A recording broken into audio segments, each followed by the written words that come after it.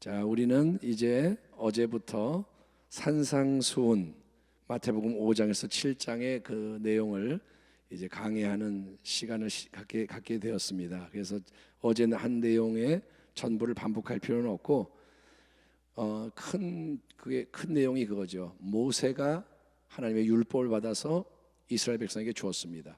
언약의 중재자가 되었습니다. 예수님께서는 모세보다 크신 분으로서 하나님의 아들이 모세보다 크죠. 그분이 이제 산에 올라가, 모세는 시내산에서 율법을 받았지만 예수님은 갈릴리 바다 근처에 어떤 산에서 이제 하나님의 말씀을 선포하는데, 그게 뭐냐? 하나님의 백성이 이 땅에서 어떻게 살아야 하는가. 따라합니다. 하나님의 백성이 어떻게 살아야 하는가. 예, 그러니까 하나님의 백성은 하나님께 속한 거예요. 아멘. 하나님이 언약을 맺었기 때문에 너는 내 거야, 나는 너의 하나님이야. 우리 관계를 특별한 관계 속에서 이제 같이 우리가 하나님의 뜻을 이루자 이렇게 부르셨기 때문에 우리는 당연히 세상으로부터 구별이 되는 거예요. 세상과 똑같으면 안 되죠. 그래서 하나님께서 예수님을 통해 우리가 어떻게 살아야 하는가, 이거를 가르쳐 주시는 그 전체적인 내용이, 핵심적인 내용이 산상수훈입니다. 주제는 뭐냐? 의로움. 하나님이 진정으로 우리에게 바라시는 것, 원하시는 그 의로움, 인간의 의로움이 아니라, 자기의 잘난 의로움이 아니라 하나님이 우리에게서 복이 원하시고 열매 맺기 원하시는, 그것은 껍데기가 아닙니다. 산상수훈 내용이 계속 나오겠지만 하나님은 외형을 원하는 게 아니라, 그러니까 가짜 나무에 포도송이를 가짜로 달아놓을 수 있잖아요. 근데 그건 열매가 아닙니다. 플라스틱으로 만들어 놓은 거는 열매가 아닙니다. 열매는 속에서 나오는 거죠.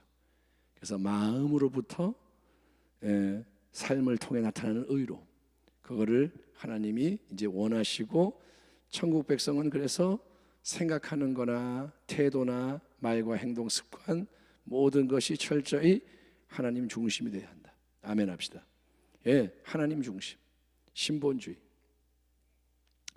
산상수훈의 모든 말씀을 쭉 이렇게 우리가 이제 알잖아요. 읽어보면, 들어보면 우리의 마음에 맞아요, 안 맞아요?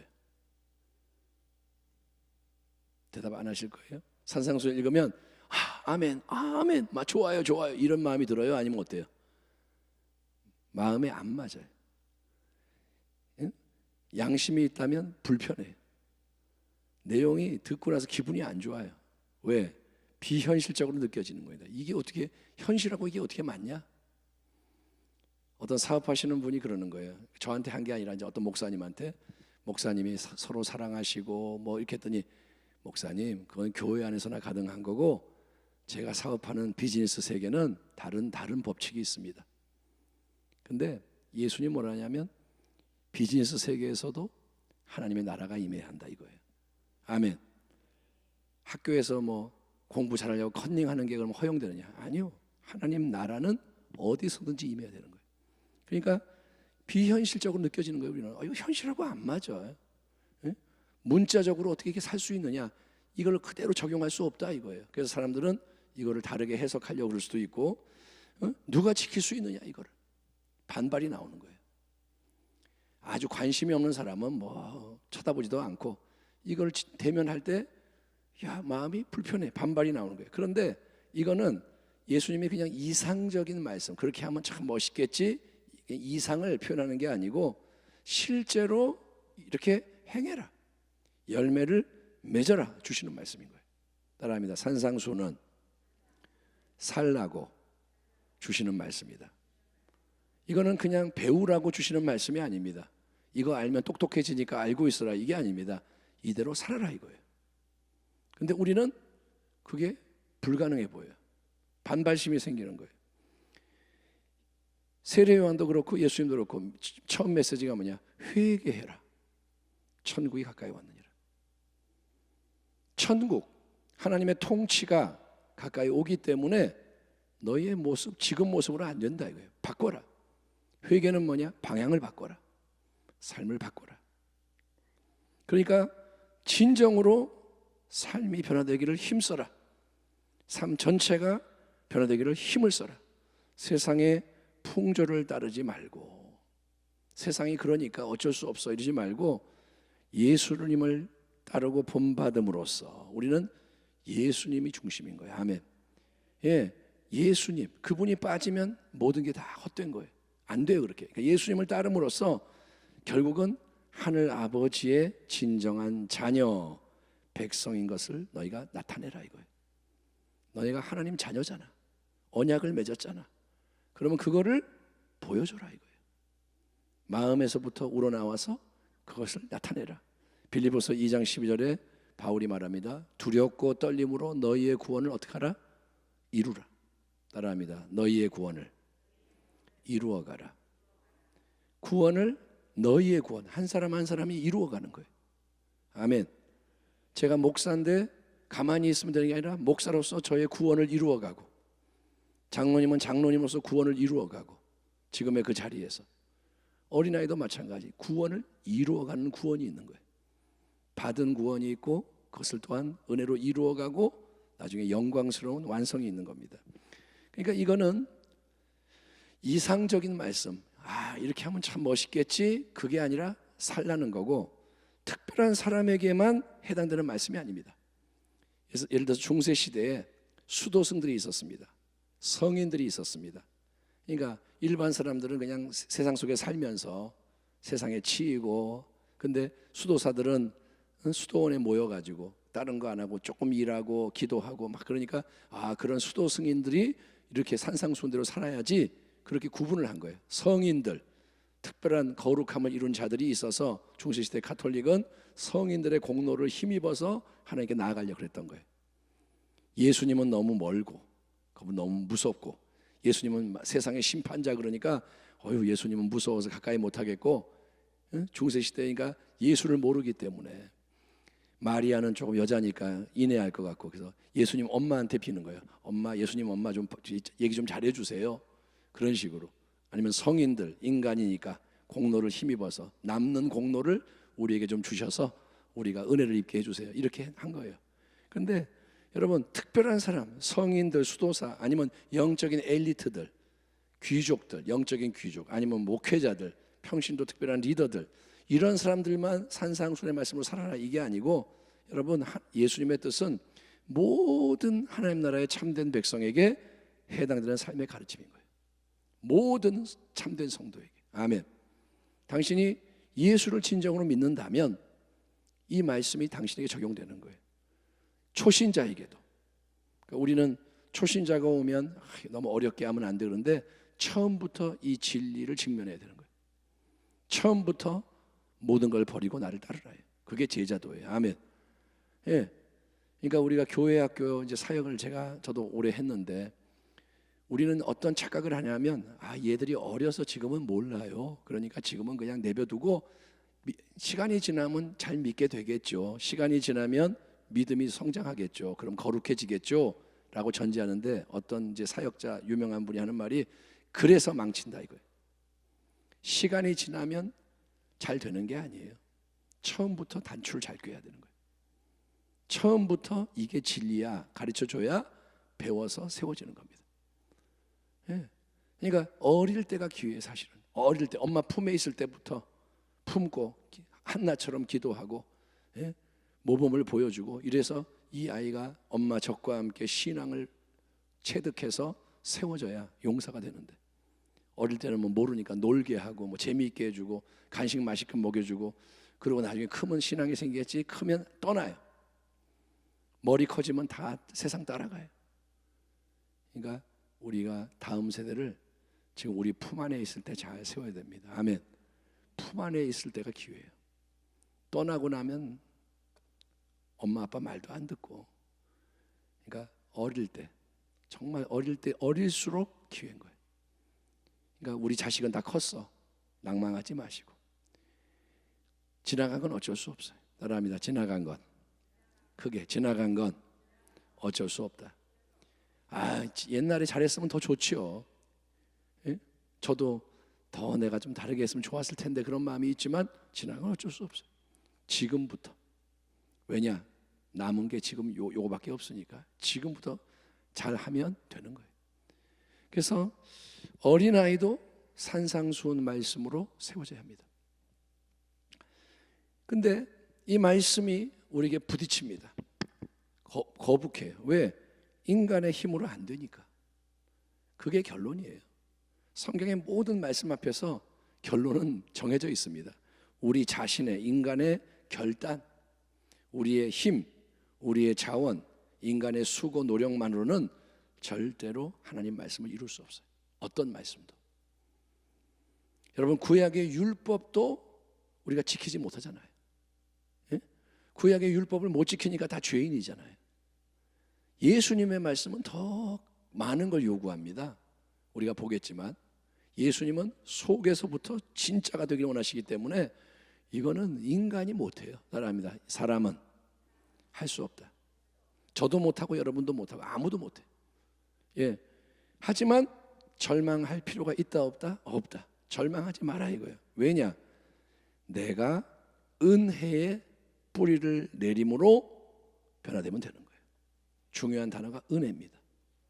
모든 것이 은혜. 아멘. 모든 것이 은혜인 거예요. 은혜를 받는 게 믿음이죠. 하나님은 은혜를 베푸시고 우리는 믿음으로 은혜를 받는 거예요. 항상 믿음으로. 아멘. 항상 믿는 거예요. 나는 예수를 믿는 거예요. 하나님의 성령이 공급해 주시는 새 생명의 능력. 자, 예수를 믿으면 성령이 임하셔서 역사하세요. 예? 다 따라합니다. 예수님을 믿으면 성령을 받는다. 예수님이 육체로 오시는 게 아니라 영으로 오시는 게 성령의 역사인데, 성령이 임하시면 뭘 받아요? 권능을 받아요.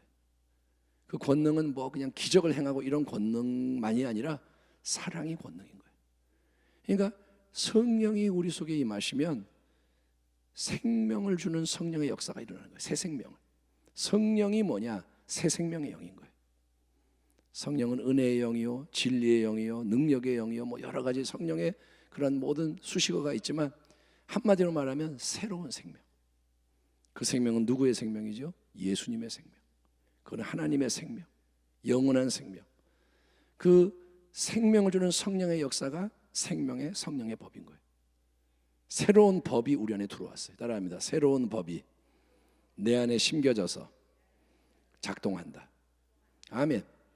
그러니까 옛날에는 내비게이션이 없을 때는 어떻게 했습니까? 그냥 자기가 아는 대로 가고 지도를 펴고 자기가 계산해서 가는 거예요. 그리고 내비게이션이 있으니까 탁 달고 제대로 틀어놓으면 안내가 나오는 거예요. 그러니까 얼마나 지금 편해요. 단점은 뭐냐?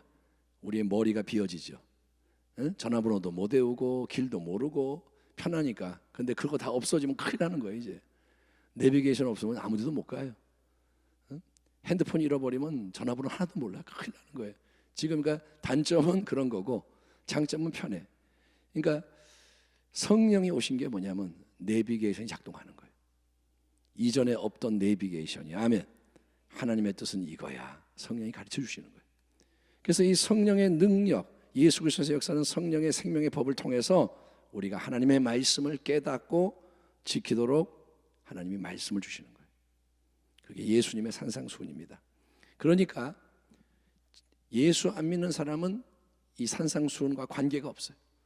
우리는 예수를 믿음으로 중생해야 됩니다. 다시 태어나야 되는 거예요. 위로부터, 하나님으로부터 새 생명으로 다시 태어나서 성령의 충만을 받아야 돼요. 따라합니다. 성령 충만이 모든 것의 관건이다. 예, 우리가 말씀, 기도 힘쓰는 이유는 성령을 따라 행하기 위해서 그렇게 하는 거예요. 성령으로 조금 받아서는 안 돼요. 충만. 충만이 뭐냐? 가득해서 넘치는 거예요. 넘쳐나는 거예요. 그게 뭐냐? 흘러가는 거죠. 성령이 역사가 넘쳐나는 거예요. 예, 그래서 우리는 계속 성령의 인도하심을 받고 잘 반응하는 것을 추구하는 겁니다. 신앙이 뭐냐? 여러 가지로 설명하지만 예수 안에 거하는 거고, 그거는 뭐냐? 성령의 인도를 받는 거예요. 성령 충만은 상태인데 그거는 고정되어 있는 게 아니라 계속 움직이는 겁니다. 성령이 역사하기 때문에 계속 성령을 따라가는 거예요. 따라합니다. 성령을 따라가야 한다. 예, 그거는 영적 싸움을 하는 거예요. 성령을 따라가려면 싸우는 거예요. 그리스도인의 삶은 계속 전쟁하는 거예요. 가만히 있는 게 아니라 계속 싸우는 겁니다. 여러분이 이런 걸 들으면서 자기에게 적용을 하셔야 돼요. 아, 전쟁 중이구나. 그러니까 순간순간 내 삶이 시험을 받을 수 있고, 그래서 시험에 들지 않게 기도해야 되고, 예? 선택을 하는 거니까 잘 해야 되고, 깨어있기 바랍니다. 산상수는 이제 정리를 하자면 율법이 아니라 복음인 거예요. 복음. 산상수는 복음입니다. 아멘. 그러니까 우리가 기독교 윤리라는 말을 어제 썼는데, 윤리는 도덕이죠. 근데 예레미야스라는 이제 교수는 윤리라 그러지 말고 삶으로 나타나는 믿음이다, 이렇게 말해야 한다라고 표현하는 거예요. 윤리 그러면 내가 지키는 것처럼 내 힘으로 하는 것 같잖아요. 근데 그게 아니라 믿음이 삶으로 나타나는 거예요. 살아있는 믿음이 표출되는 거예요. 그래야 하나님이 이거 해 요구하는 것보다 하나님이 먼저 선물을 주신다는 게 분명하게 드러난다 이거예요. 은혜는 뭐냐? 복음은 뭐냐? 하나님이 선물을 먼저 주시고, 아멘. 그 선물에 힘을 입어서 이제 하나님의 뜻을 이루라는 거예요. 하나님이 서로 사랑해라 계명을 주시잖아요. 근데 계명을 우리의 힘으로 이루는 게 아니라 내가 너희를 먼저 사랑했으니, 아멘. 그 사랑이 너희 가운데 있으니 너희는 그걸 힘입어서 하나님의 뜻을 이루어라. 이게 신앙의 원리입니다. 무엇이든지 하나님이 주시는 걸로 이룰 수 있다. 따라합니다. 능력 주시는 자 안에서 내가 모든 것을 할 수 있다. 그게 우리의 신앙인 거예요. 그러니까 두려워하지 마요. 예를 들어서 원수를 사랑해라 그러면 어떻게 해야 돼요? 부담 갖고 어떻게, 이게 아니라 원수를 사랑하려면 어떻게 해야 돼요? 반응을 어떻게 해야 돼요? 아멘 하는 거예요. 예? 뻔뻔하게 지금 사랑 못해도 원수를 사랑해라 그러면 복음으로 받고 아멘. 그 다음에 뭐라 그래요? 도와주세요. 내 힘으로 안 되니까. 내가 믿나이다. 나의 믿음 없음을 도우소서. 서로 사랑해라. 사랑하겠습니다. 아멘. 나의 사랑 없음을 도우소서. 그러니까 이렇게 은혜를 근거해서 우리가 모든 걸 이루는 겁니다. 자, 이제 우리가 시간이 조금 남았으니까 마태복음 7장을 펴시고 이제 3절부터 12절까지의 그 팔복에 대한 말씀을 한번 읽어보겠습니다. 우리가 이제 그 다음 주제로 팔복을 차례차례 다뤄야 되는데, 오늘은 전체 그 말씀을 한번 한 목소리로 읽어보겠습니다. 6페이지 3절에서 12절까지. 예수님이 산에 오르사 입을 열어 가르쳐 이르시되, 심령이, 같이 읽겠습니다. 천천히 시작. 심령이 가난한 자는 복이 있나니 천국이 그들의 것이며, 애통하는 자는 복이 있나니 그들이 위로를 받을 것이며, 온유한 자는 복이 있나니 그들이 땅을 기업으로 받을 것이며, 의에 줄이고 목마른 자는 복이 있나니 그들이 배부를 것이며, 긍휼히 여기는 자는 복이 있나니 그들이 긍휼히 여김을 받을 것이며, 마음이 청결한 자는 복이 있나니 그들이 하나님을 볼 것이며, 화평하게 하는 자는 복이 있나니 그들이 하나님의 아들이라 일컬음을 받을 것이며, 의를 위하여 박해를 받은 자는 복이 있나니 천국이 그들의 것임이라. 나로 말미암아 너희를 욕하고 박해하고 거짓으로 너희를 거슬러 모든 악한 말을 할 때에는 너희에게 복이 있나니 기뻐하고 즐거워하라. 하늘에서 너희의 상이 큼이라. 너희 전에 있던 선지자들도 이같이 박해하였느니라. 아멘. 자, 산상수훈의 시작 부분에는 유명한 이 팔복의 말씀이 나옵니다. 팔복이 뭐냐? 8가지 복이에요. 팔복, 8가지 복.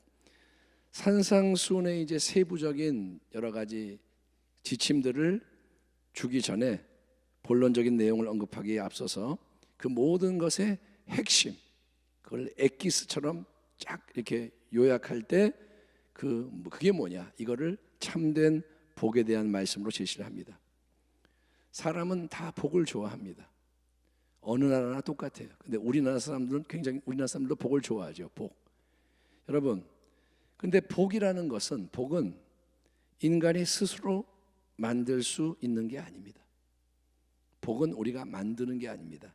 말 그대로 복은 받아야 하는 거예요. 따라합니다. 복은 받아야 한다. 복은 내가 만드는 게 아니에요.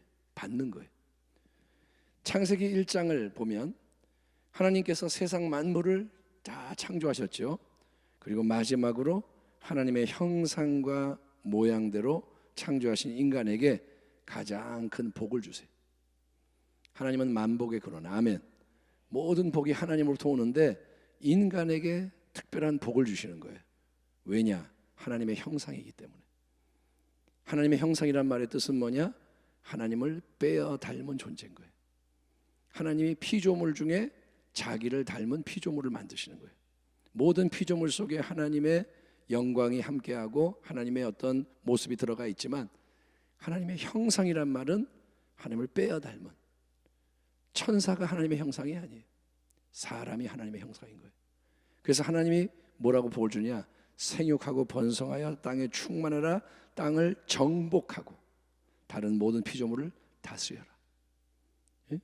생육하고 번성하는 것은 모든 피조물에 주시는 복이지만 다스려라, 정복해라, 이거는 하나님의 형상 인간에게만 주시는 복이에요. 하나님의 대리자로서 지으신 것을 다스리라 이거예요. 그러니까 복은 처음부터가 인간이 만드는 게 아니라 만복의 근원 하나님으로부터 우리에게 임하는 것입니다. 복은 하나님이 주시는 거예요. 따라합니다. 복은 하나님으로부터 받아야 한다. 예. 그러니까 우리가 복 많이 받으세요 한다고 복이 임하는 게 아니에요. 하나님이 복을 주셔야 되는 거예요. 아멘. 근데 사람들은 타락한 세상 속에 사는 우리 인생들, 자, 아담 하와가 타락한 이후로 이 세상이 망가졌잖아요. 이 세상 속에 있는 인생들은 육신의 정욕, 안목의 정욕, 이생의 자랑, 요한 1서에 나오는 이 세 가지 개념 따라합니다. 육신의 정욕, 안목의 정욕, 이생의 자랑, 이것을 충족시켜주는 것을 복이라고 생각하는 거예요.